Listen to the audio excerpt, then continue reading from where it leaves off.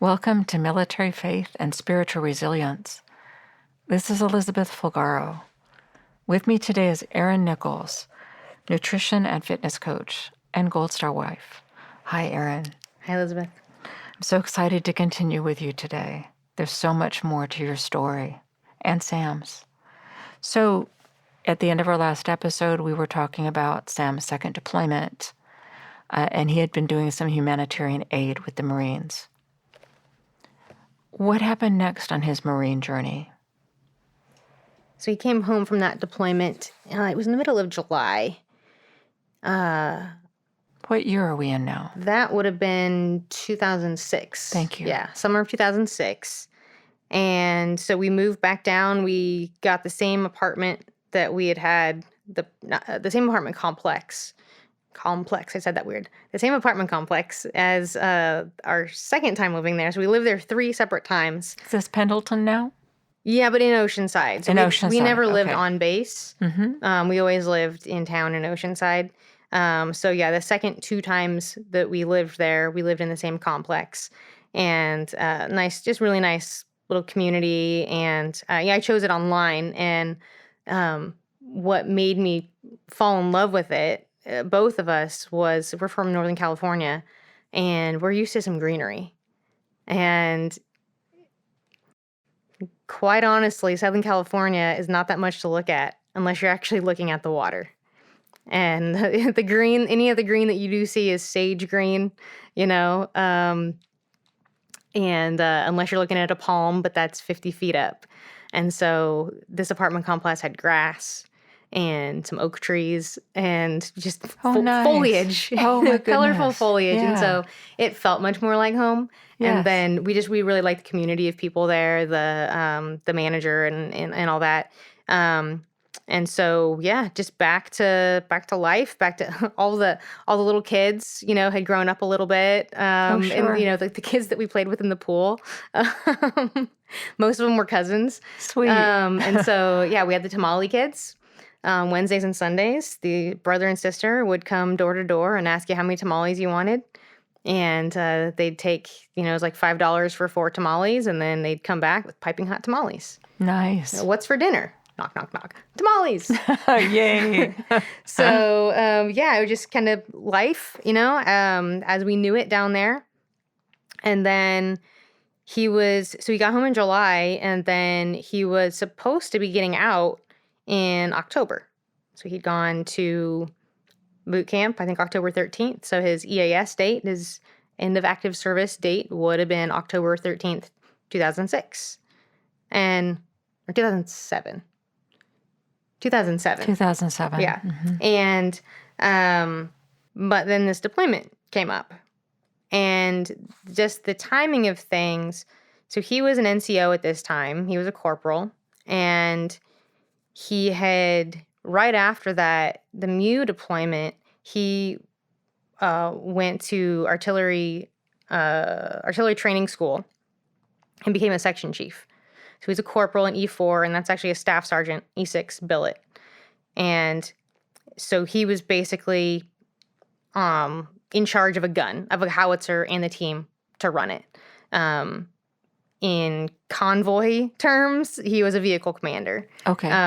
Because both times that he deployed to Iraq, they weren't deployed as artillery. They were deployed as provisional MPs. But what happened was there was a lot of guys that were the same rank as him that were getting out like a few months before him. So they were getting out in like the summer, and then his date wasn't until October. And basically, he had to have his contract extended by 3 months because they needed to deploy again. And there was a lack of NCOs, so it was like they really needed him to be there. And so the choice was essentially go back on a MEU, which probably was going to get extended to a year. Oh, a long time. Which means he was going to have to extend anyway. Or go back to Iraq, do 7 months, and then they would get home in October. Instead of separating in October, they would get home in October, And then those last few months would be the separation process. So it looked similar, not identical, but not bad. Right. And it was essentially the difference between a year on the ship, which he hated, or 7 months in Iraq, where at least he was doing something productive, kind of. And as I mentioned, when he was in the Philippines doing that disaster relief, he said it was the worst 4 days of his life. Yeah, worse than combat for him then, right? So, had that not happened, maybe he would have been more okay with the MEU, but he was miserable on the MEU. He hated it so much because there's nothing to do. On the ship. Yeah. The Navy runs the ship, and the Marines are waiting to get to wherever they're going. And so he just hated that. That would be hard for your warrior man. Yeah, definitely. So yeah, there were a lot of pep talks that were having to happen, during that deployment, during the MEU, just because he was just so frustrated and bored. Right? Yeah. So then he was going to go for his third deployment, second time to Iraq, and he was now a section chief. When did he arrive in Iraq? I think it was right before Christmas, or even right before Thanksgiving. So of 2006. Of 2006, yeah. It was late 2006, so like end of November. So my birthday is end of November, and I want to say it was like right before Thanksgiving and my birthday. And then, yeah. How were you on this deployment? Because now he's back in a combat zone. It felt way easier than it should have. Okay. Yeah. You know what? Now I'm thinking about it. It must have been January that they left.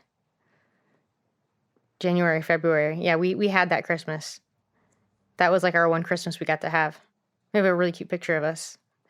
Oh, I want to see it. Actually, yeah, we did our own Thanksgiving. Yeah, we did our own Thanksgiving that year. We stayed home because we learned our lesson of trying to drive from Southern California to Northern California the day before Thanksgiving. Yes. A 7.5-hour drive took 13 hours. Yes. So that he didn't actually leave until early in the year of 2007. But Okay. Anyhow, yeah, it felt normal. It felt like, all right, this is the last one. Let's get it over with. And now, where I had always been the one that like had that wall up and I mean, I had the wall, but I was always a basket case too before he left. When he was still there, it was, the guard wasn't up yet. And I remember him being like concerned and even a little bit hurt of like, why aren't you a basket case? Oh. Kind of like what? It's almost like I had become jaded to the process. Sure. And I was just, I was just an old Marine wife at that point. Mm-hmm. Old Marine wife at 23. There you go. And I knew, I knew what could happen. I really tried not to think about what could happen, but, and I remember thinking like, why is this so easy? Why does this seem so easy this time? But I mean, that feels a lot better. That felt a lot better than being miserable. But we still had, as we got closer and closer to the actual day that he was leaving, March 26th was the day that they left. Okay. I know exactly. I had to drop him off on March 25th, though. March 25th was the last day we were together. I dropped him off late that night, and then they left from Riverside on the 26th. It's my friend's birthday, March 26th. So that was the day. But as it got closer and closer, it got harder. Even like being intimate got harder because it was like him leaving, the anticipation of him leaving was not a pleasurable thing. So to then engage in physical pleasure, like, it didn't even feel right. It was like all we wanted to do was just like cuddle. It makes sense. Bury our heads in each other's shoulders. Yeah, it makes sense. So he deploys. Mm-hmm. And he's supposed to come home in October. Mm-hmm. Can you share what happened? So July 24th, about 5 months in, I was working at Dimple Records, which is a local record store, just recently closed down. And my sister-in-law to be, Brandy, was my boss. And so still hanging out with Donnie, but now also hanging out with his wife to be, Brandy. And I usually started around like 10 or 11 in the morning.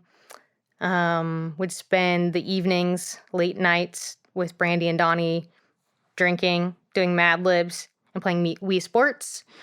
And not getting a lot of sleep, waking up with a headache most days. Is this because of the deployment? Because Sam's gone. Probably, yeah. There's probably some numbing going on. It was also probably like the, if I ever sowed any wild oats, this was it.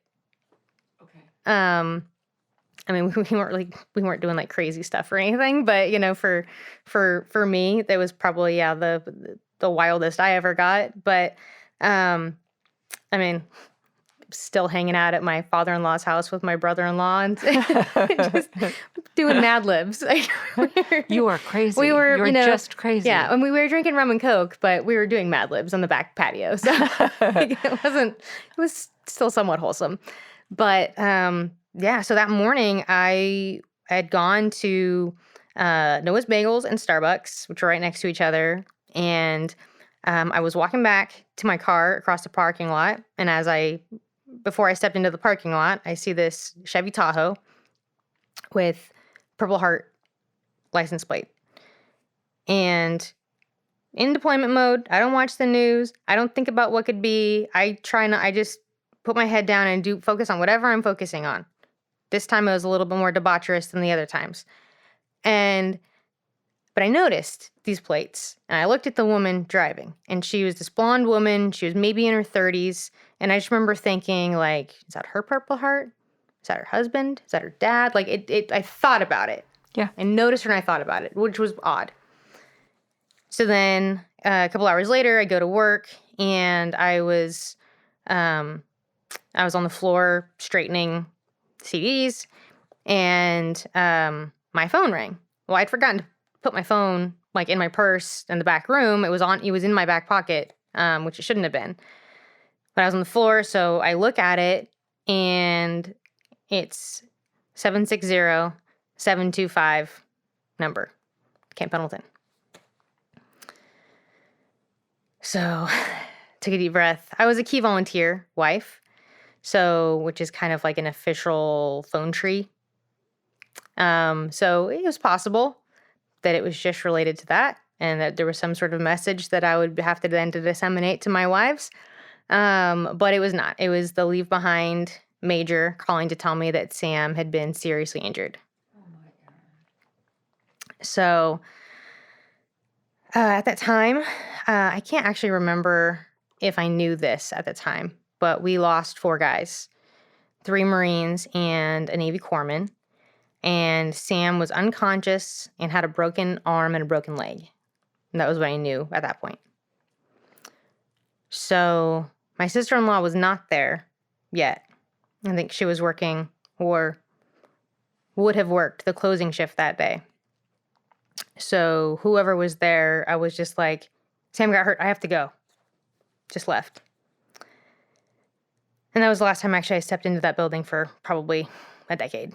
But I went straight to my mother-in-law. She was a leasing manager at the apartments. So when she and I lived together, it was that same place. And so I went into the office, and her now husband, who was the maintenance guy there, was there. And there were some residents or some potential residents. Somebody else was in the office. And I just went in. I was like, can you guys meet me upstairs when you get a chance? Upstairs in her apartment. So I get up there, and, I'm sure she knew what was up. I have no idea how she got rid of the people, but, tell them what's going on. Lost it, of course.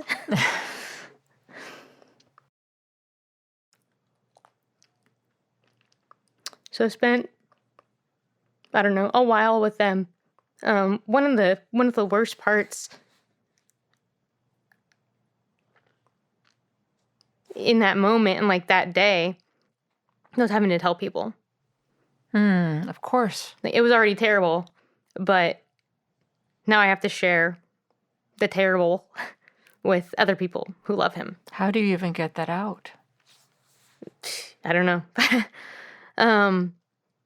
I eventually, I think I was just kind of watching the clock and knowing like when my father-in-law was going to be home or when my brother-in-law was going to be home. So my brother-in-law and his girlfriend lived with my father-in-law. So I went over there next.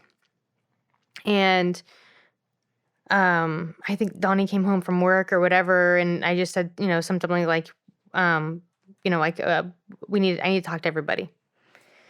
So it was my father-in-law, my brother-in-law, and then his girlfriend. And so I told them, and just shock.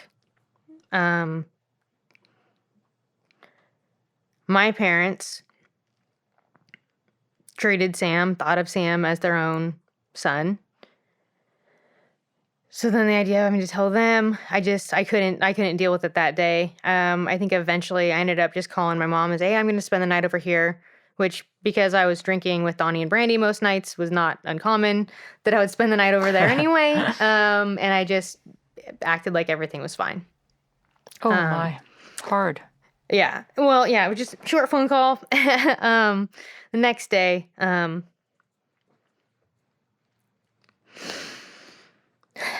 Donnie went with me to go tell my parents.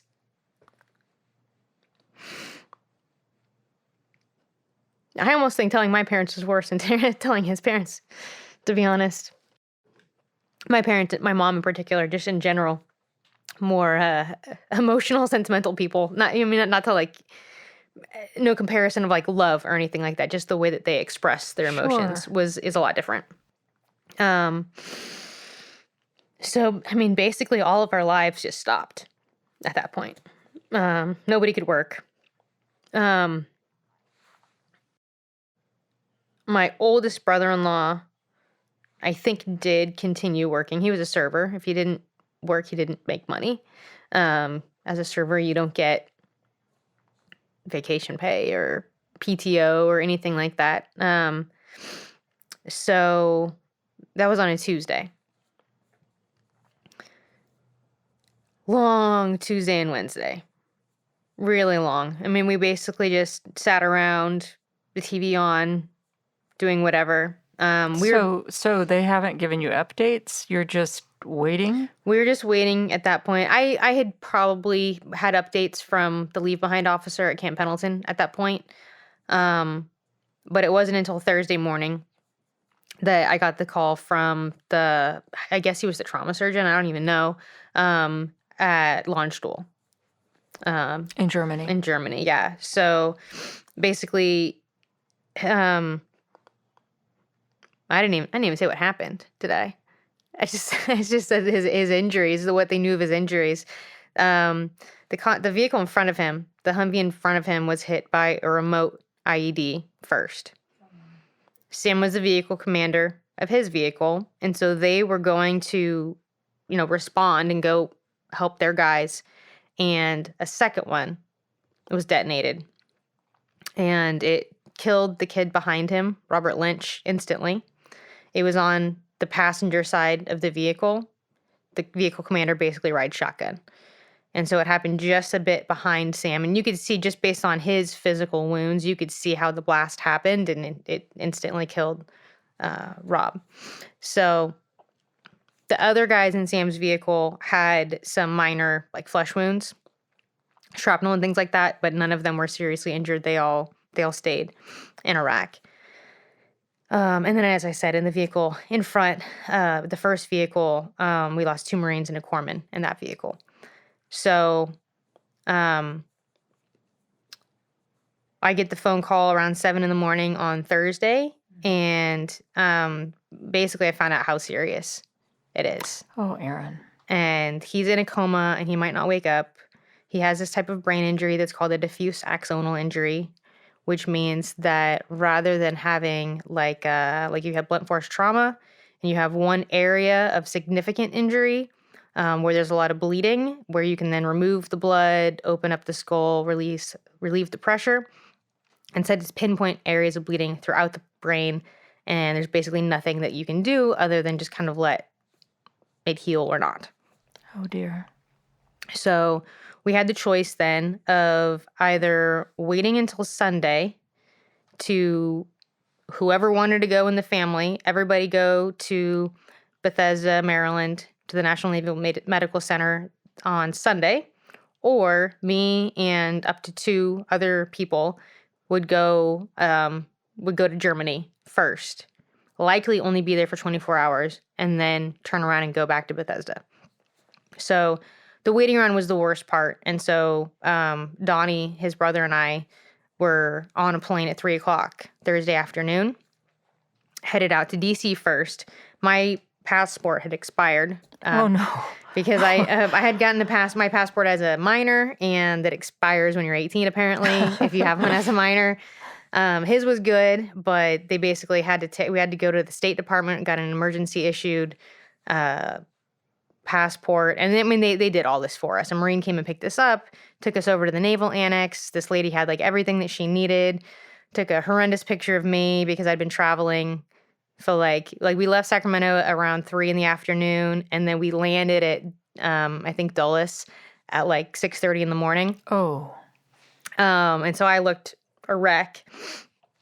So fortunately, that passport was only good for 18 months. Oh, that's good. My current passport looks a little better. And then from there, we went back to the airport and flew to Germany. A Marine came and picked us up. We were hoping for a really cool German car. It ended up being a navy blue Ford Taurus, just like Donnie's. Oh, my gosh. And then, so the Marine liaison took us to Landstuhl, where we would see Sam for the first time. We're going to stop there because I want you to share, please, in the next episode Yep. what happened next. Thank you, Erin.